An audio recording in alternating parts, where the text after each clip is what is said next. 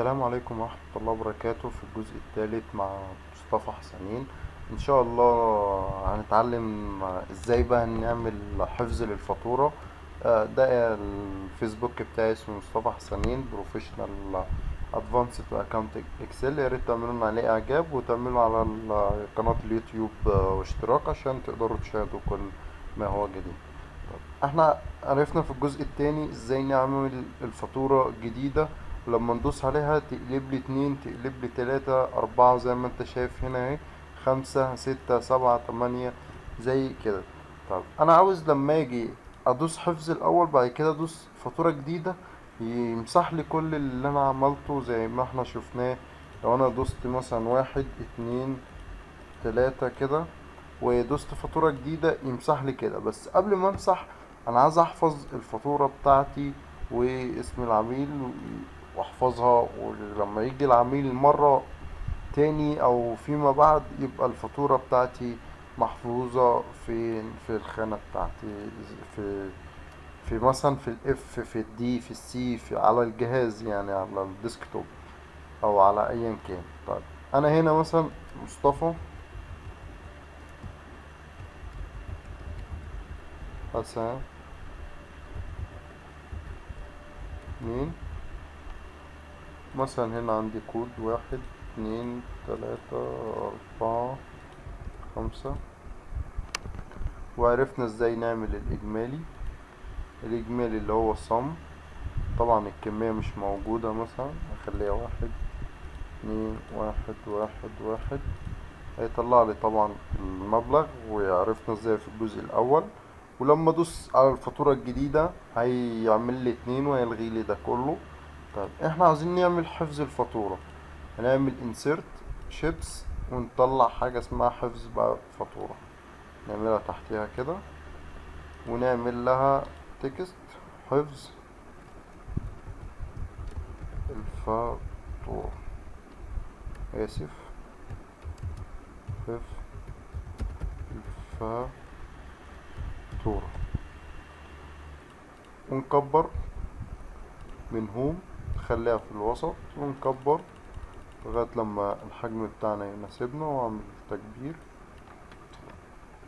اجي ادوس عليها كده يعمل لي زي اللي هي الصباع ده كده. نفس الكلام هعمل حاجة اسمها حفظ الفاتورة بتاعتي في مكان على الديسكتوب. طبعا انا بفتح شيت، على الشيت بتاع الفايلات، وبقول له مثلا انا عايز احفظها في الاف، وعاوز احفظها مثلا في ايه او مثلا نسميه حروف سهلة عشان لما نيجي نكتبها نبقى هو عارف هو بيتكتب ايه. مصطفى مثلا. طب خليها ايه عشان تعرف ايه او الاسم اللي انت هتكتبه مثلا هو دوت اللي انت هتاخده. لكن انا هخليها ايه عشان تبقى الفولدر ده في الاول كده، عشان يبقى سهل بالنسبة لي انا ادخل اوريك الفاتورة فين حتى. طيب هنعمل ايه؟ احنا هنا الفاتورة بتاعتنا مش لسه شغالين عليها. هنعمل ايه؟ هنعمل Alt F11. Alt F11 هيفتح لي المديول بتاعي اللي انا كتبت فيه الفاتورة الجديدة والحاجة. هدوس انتر وهكتب بقى حفظ الفاتورة. طبعا الاكواد مكتوبة موجودة اهي عشان اللي عاوز ياخد كوبي بيست، عشان دي احلى حاجة في الناس بتروح عاملة كوبي بيست. هناخد اول تلاتة بس كوبي بيست، كنترول سي عشان افهمك الباقي بيتعمل ايه، ونروح واخدين كوبي بيست في الباقي. اول لما دوست كوبي وحطيت بيست في الشيت بتاعي في الفيجوال بيزك، هو عمل لي خط كده بيقول لي فاصل بين ده وبين ده، عشان ده حاجة واللي انت هتكتبه ده حاجة تاني. قلت له شكرا يا فيجوال بيزك اللي انت فهمتني بسرعة.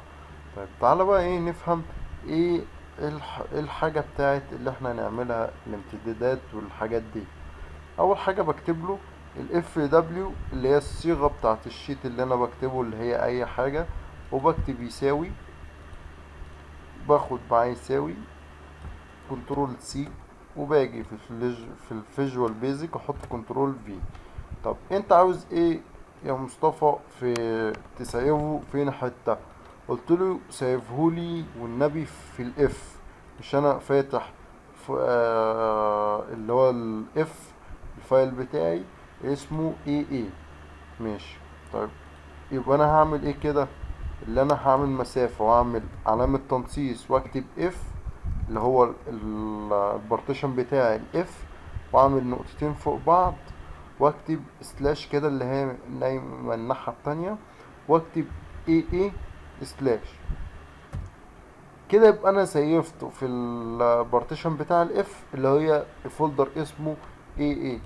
يبقى هو ايه البارتيشن بتاع اف اي اي، واكتب ايه رقم الفاتورة رقم كذا، يعني يكتب لي فاتورة مبيعات رقم، والرقم اللي هيتعمل لي هنا هو ده اللي هيتسجل بيه. يبقى انا هعمل ايه كده بعد ما خلصت؟ هكتب فاتورة بيع رقم واقفل العلامة التنصيص. طب ايه فاتورة بيع؟ شايف مش انا كنت هنا في الرينج بتاعي قلت لك دي 7؟ انا هخلي هنا دي 7 عشان انا مسحت حاجة، فانا عملت دي 7.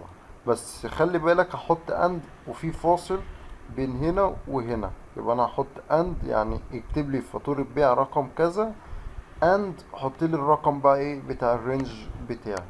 طب هعمل ايه؟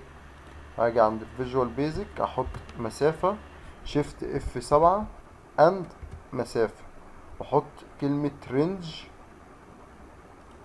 احط كلمة رينج والفاليو بتاعي وامشي لغاية الاخر خالص. يبقى كل اللي انت هتعمله البارتيشن بتاعك اف ولا ايه اللي هيتغير، واسم الفولدر اللي انت هتحطه، وتاخد الباقي كوبي بيست مفيش اي مشكلة. كنترول سي وهتروح حاطه هنا كنترول في وتدوس انتر. طيب ناخد اللي بعديها. اللي بعديها نفس الكلام، خدوا كوبي بيست السطرين ده كنترول سي حطه في الفيجوال بيزك بيست.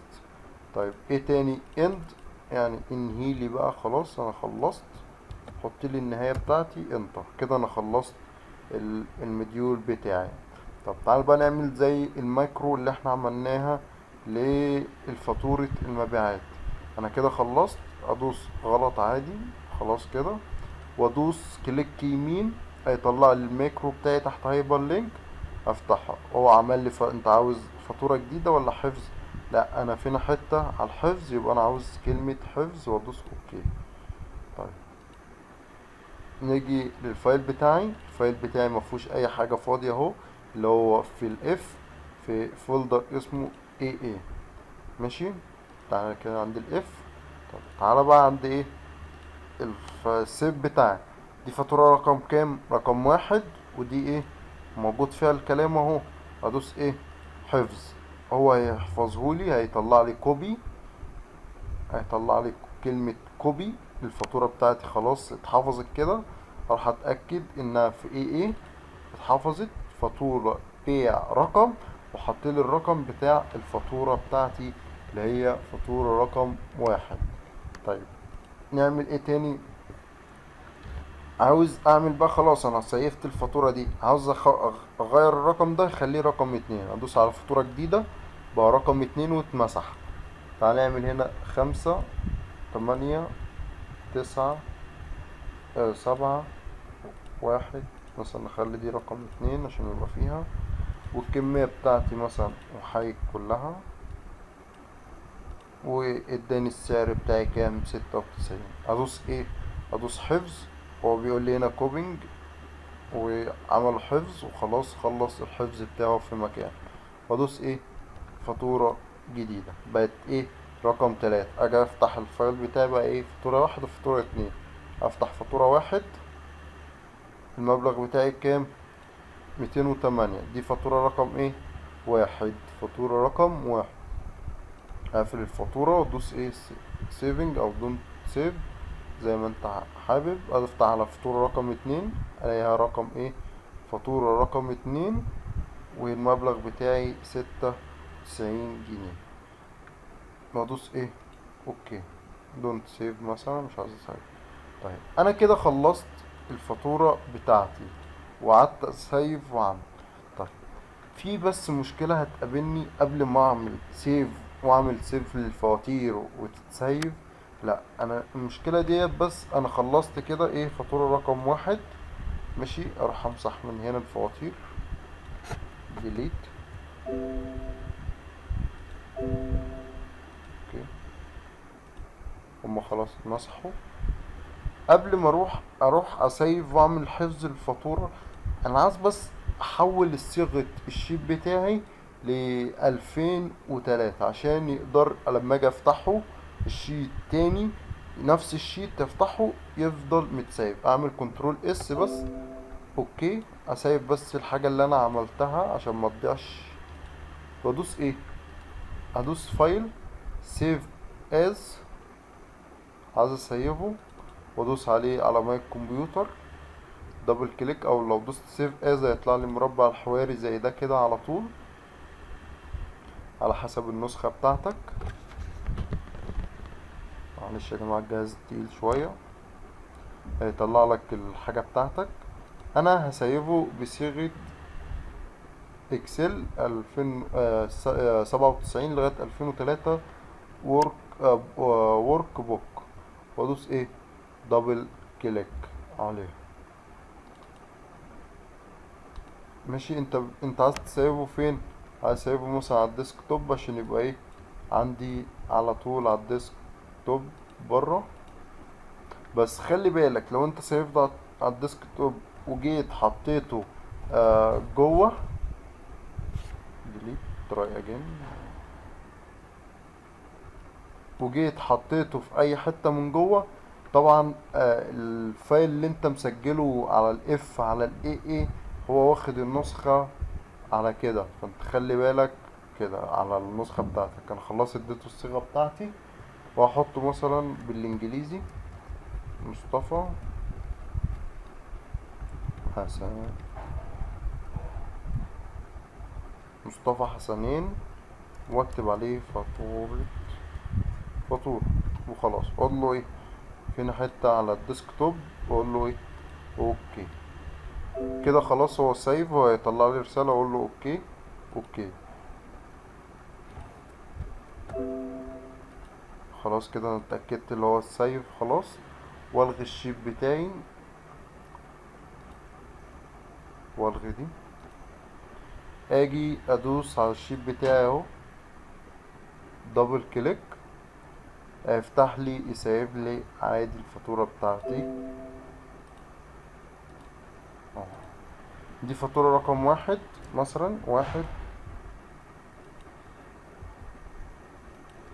تلاتة، أربعة، خمسة، مثلا ستة.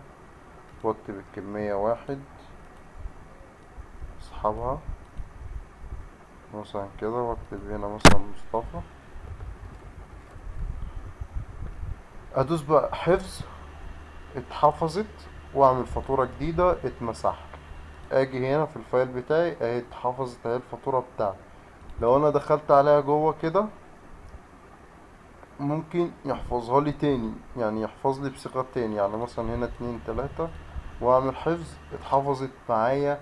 عشان لو انا مكنتش عامل حتة من 97 ل 2003 ممكن ما تتحفظ معايا الفواتير بتاعتي، وهي بقت فاتورة رقم تلاتة. بس خلي بالي بقى فيما بعد ان أنا لو في حاجة اتلغت معايا، يعني ابدأ اعمل فاتورة جديدة واحط الاكواد بتاعتي وتبقى سهلة بالنسبة لي. كان معكم مصطفى حسنين، ويا ريت ما تنسوناش بلايك او شير عشان تقدروا تدعمونا الصفحة بتاعتنا ونقدر نوصل لعدد كبير من عدد المشاركة والمتابعة على الصفحة بتاعتنا. شكرا، السلام عليكم ورحمة الله وبركاته.